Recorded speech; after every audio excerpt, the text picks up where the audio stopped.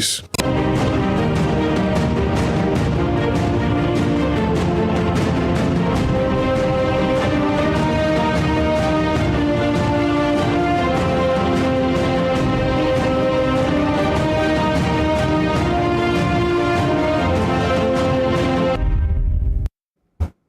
Here are the top stories of the news. Rivers State PDP members protest at State INEC office demanding a joint inspection of election results. Kano State government appoints Olubadan of Ibadan as Chancellor of State Varsity. On the foreign scene, Malaysia's Parliament lower house approves reforms to abolish mandatory death penalty for some offices. Good afternoon and welcome to Spring News at 12 on Western Spring Television. My name is Evelyn Ohiola. We begin in Rivers as members of the People's Democratic Party PDP this morning protested at the office of the Independent National Electoral Commission INEC to demand the joint inspection of election results and the certified true copies of result sheets for the just concluded 2023 general elections. The protesters blocked both the water lines and GRA areas of Abba Road, the two major access points to the INEC head office. The protest was led by the Deputy Speaker of the Rivers State House of Assembly, Edison Ehie, who was re-elected in the March 18th election, and Samuel Nwanosike, the chairman of the Ikwere local government area. In the meantime, the Bauchi State All Progressives Congress APC has suspended its chairman Babayo Aliyu Misau over alleged anti-party activities during the March 18 governorship election. His suspension was announced at a press conference jointly held by the executives of his ward, Kokadu, Gundari, in Misau local government area of Bauchi State. The conference led by the ward chairman Ibrahim Lawan alleged that Mr. Misau voted for another governorship candidate during the governorship and state assembly elections in the state. He insisted that the chairman was indefinitely suspended as a result of his violation of the party's constitution and abuse of his office as chairman of the state's chapter. His suspension comes barely 24 hours after the party's executives in Gamawa ward of Gamawa local government of the state suspended a national ex-official of the party, Sirajo Dada, for alleged hoarding of resources meant to be used for the party's governorship. To education matters, Kano State appoints Olubadan of Ibadan, Oba Mashood Olalekan Ishola Balogun Aliwo, and former INEC chairman Professor Atairu Jega as Chancellor and Pro-Chancellor of the Governing Council of the state-owned Sadatu Rimi University of Education, Kumbutso, respectively. The Commissioner for Information and Internal Affairs, Malam Muhammad Garba, made this known after the state's Executive Council meeting. So the National Universities Commission, NUC, recognized the institution as the 61st state university and the 222nd university in the Nigerian university system. It stated that the appointment of the Chancellor and Pro-Chancellor and Chairman of the Governing Council is in accordance with Part 3, Section 22 of the Sadatu Rimi University of Education, Kumbutso law.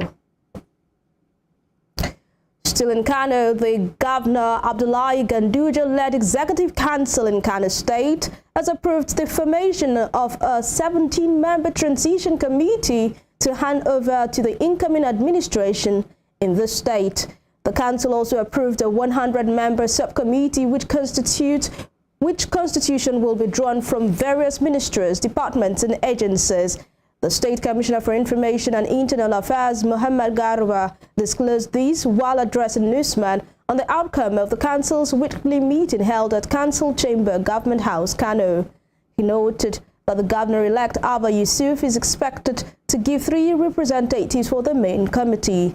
Mr. Garba stated that the main committee would, among other things, work in harmony with a view to assiduously write and submit a final transition and handing over report within 3 weeks. Meanwhile, President Muhammadu Buhari, Vice President Yemi Osinbajo, and the 44 ministers in the Federal Executive Council will soon start declaring their assets ahead of May 29, when the tenure will end. The Special Advisor on General Duties to the Chairman of the Code of Conduct Bureau, Dr. Mustafa Musa, confirmed this to newsmen yesterday. He noted that the necessary arrangements had been made for the issuance of the assets firms to the outgoing officials and their successors. He stated that 28 state governors and their cabinet members, as well as both national and state assembly members, will equally obtain the assets declaration forms and submit the forms to the Bureau in line with the 1999 Constitution. He, however, disclosed that the President-elect Bola Tinubu and his running mate Kashim Shettima and 28 incoming governors and their cabinet members, as well as the state assembly members, have 3 months to submit their asset forms to the CCB.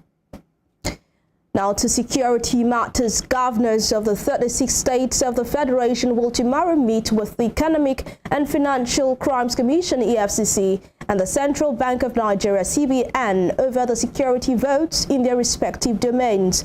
Spokesman of the Nigeria Governors Forum, Abdulrazak Bello Bakindo, said in a statement that the Independent Corrupt Practices and Other Related Offences Commission (ICPC) and the Federal Inland Revenue Service (FIRS) are also expected at the meeting.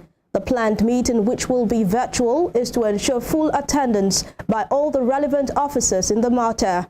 Bello Bakindo stated that the governors, as well as the economic and financial agencies in the country, will use the opportunity to iron out thorny issues surrounding their state's security votes towards establishing a better option for managing the funds.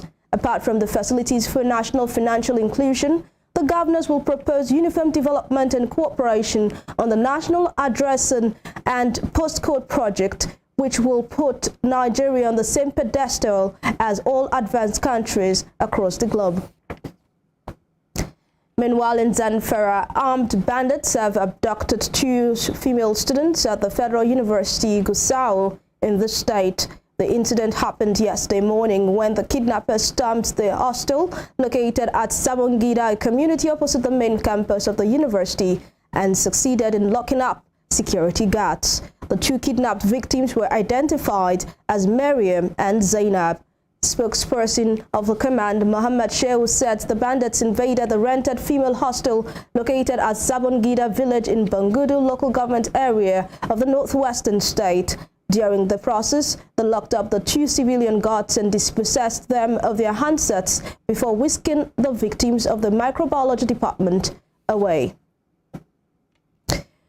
Moving on, the Ogun State Police Command has arraigned singer Habib Okikiola, popularly known as Portable, on 6 counts bordering on assault. The Zazuze crooner was arraigned at the Ifo High Court in Ogun State this morning. Policemen had on Thursday stormed Portable's office and the singer had resisted arrest. He was subsequently taken into custody on Friday. While on Saturday, Ifo's public relations officer Miwa Dejobi said Portable has more than 6 charges to attend to, apart from resisting arrest and injuring a policeman. You're still watching Spring News at 12 on Western Spring Television. We'll be right back after this break.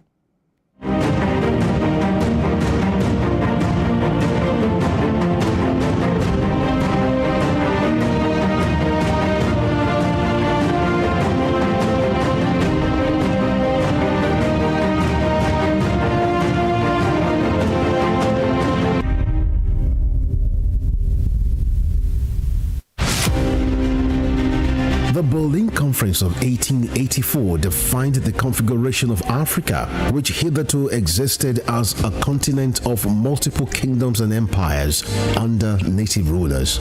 The conference, otherwise referred to as Congo Conference, regulated European colonization and trade in Africa as initiated by German leader Otto von Bismarck. The Bulletin Conference is often called the scramble for and partitioning of Africa, as each of the imperial powers carved separate portions portions of the continent for themselves without recourse to racial and cultural identities and differences. 137 years after the Bulletin Conference was held, Africa remains a legitimized playground for European nations that sought to exploit its wealth and resources and manipulate its human capital to promote trade and investments of Western powers. Western Springer Television identifies Bulletin Conference as a major event in history.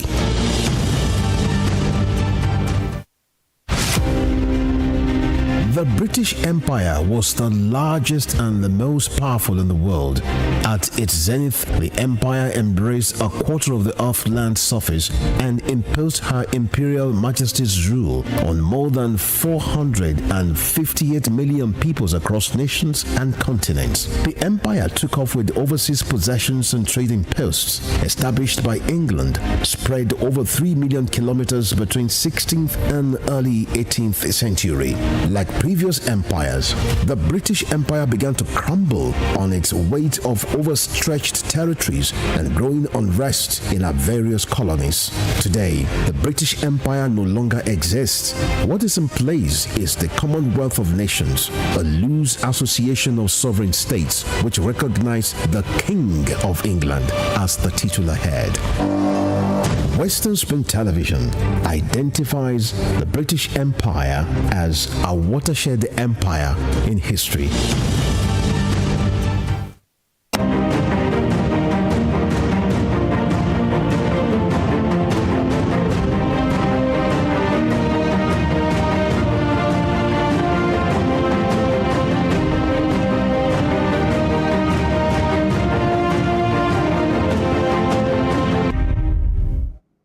Welcome back, and thank you so much for staying with us on the war against drugs. The National Drug Law Enforcement Agency, NDLEA, has declared a popular Port Harcourt-based prophetess and founder of Christ Power Adoration Ministries, Faith Ugochi, as well as a celebrity couple, Igor Ibirabo and Daniel Simba Allen, wanted for allegedly recruiting teenage girls into drug trafficking.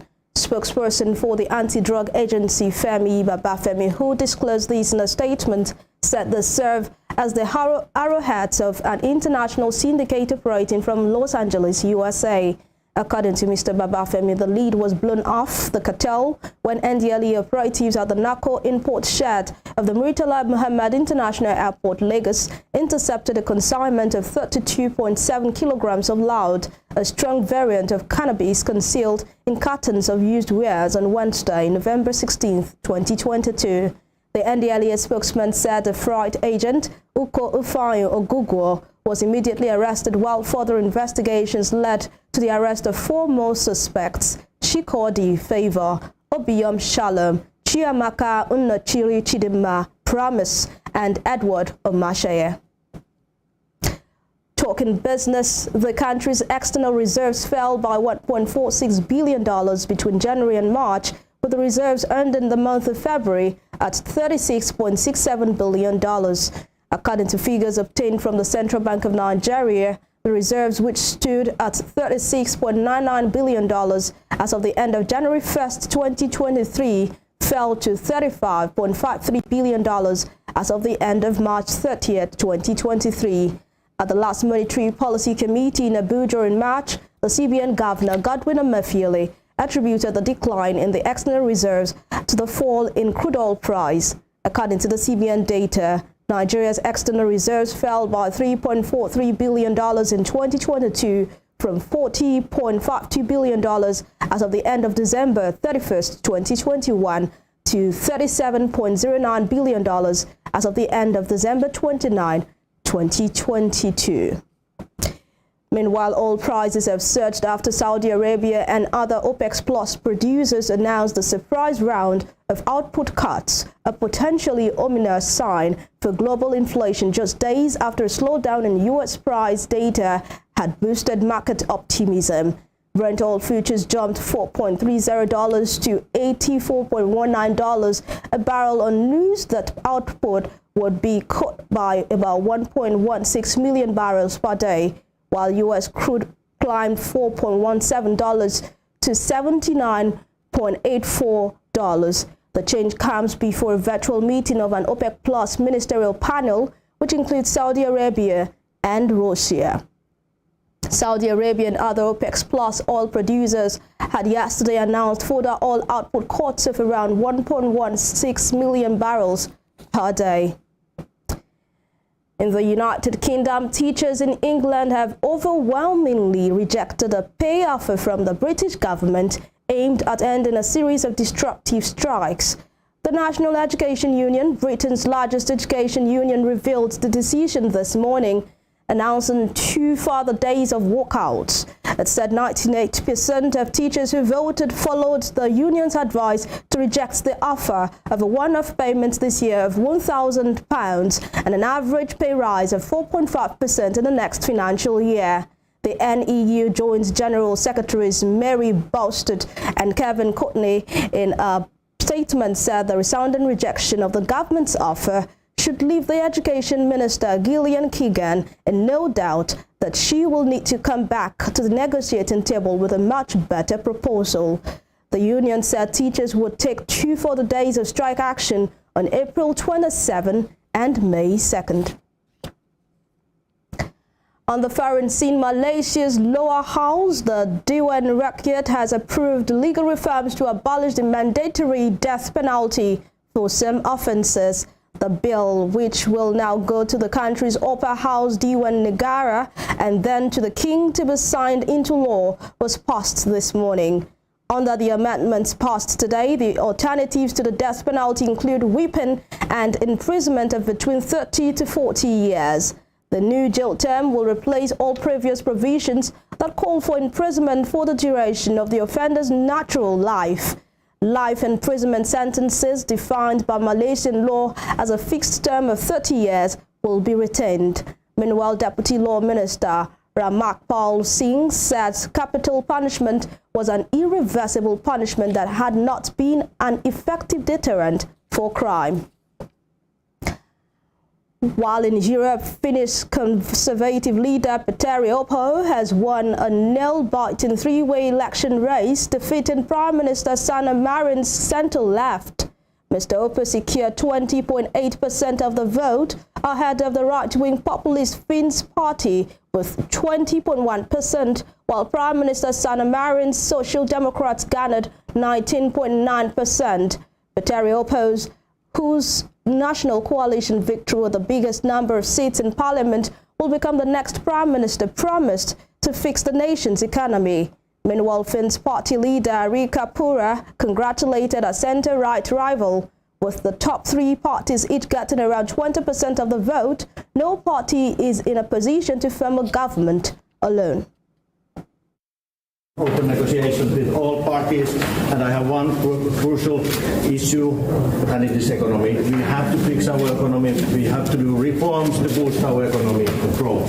So it is sustainable growth, and at the same time, because our campaign, you saw how difficult it was, the discussion between the parties. It was. I want to build trust and cooperation between parties and build up a strong majority government. So is it clear? Are you saying you?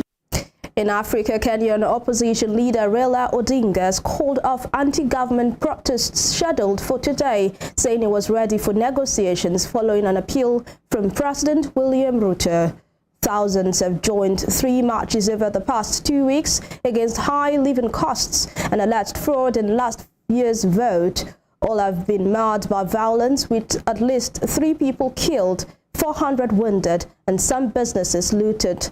Mr. Odinga yesterday evening announced that he was calling off the 4th rally in response to Mr. Ruto suggesting that they create a bipartisan parliamentary committee to work through concerns about the electoral process. The opposition leader, who has disputed Ruto's victory in 2022, said he saw the president's statement as an olive branch and a positive development. Today, Honorable William Samoei Ruto,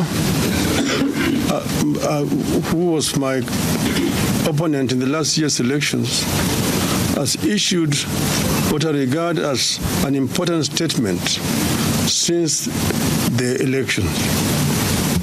We have. One second. I think somebody should be doing it. It's okay. Just keep it. We have met. Very fast. We have met and listened to a diverse group of Kenyans, including religious leaders from all faiths, about the crisis facing our country today. Now to some sports stories. Newcastle manager Eddie Howe has praised the side's fitness in the 2-0 win over Manchester United that saw them move up to third in the Premier League table. He disclosed that the win was important and was mostly a good performance from his players, adding that his side are getting stronger with each game. Howe, in an interview with BBC Sport after the game, said there are still a lot of games to come, even though it is April. He noted that his side have 3 games in 6 days this coming week, so they know they really have to be focused on the game on Wednesday.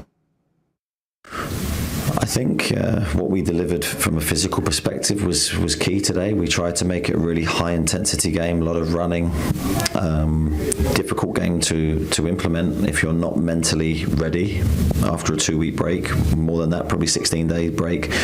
We credit to the players. We were ready from minute one and executed it really well, so full credit to the players. Yeah, I'm always torn with other results. I mean, I don't really know how that impacts us, because I think all you can do is do what you do well as you can. So today the focus is always on ourselves, to make sure we give a good representation of ourselves to our supporters and make them feel proud, and I hope the supporters go home happy with what they've seen. The players have emptied, we've created chances, we've defended well, so I think it's been a really good day. Well, we wanted a quick game today, we wanted the ball in play, we were determined to try and do that from minute one. Manchester United tried to slow it down, so it was difficult for us. We wanted to keep that momentum in the game, and I thought the players did that really well, especially after missing some chances in the first half. We didn't let the tempo drop in that second period and got rewarded with the goal. Meanwhile, Chelsea have sacked manager Graham Potter after less than 7 months in charge following Saturday's 2-0 home defeat by Aston Villa. It was the Englishman's 11th defeat in 31 games since replacing Thomas Tuchel at Stamford Bridge on 8 September.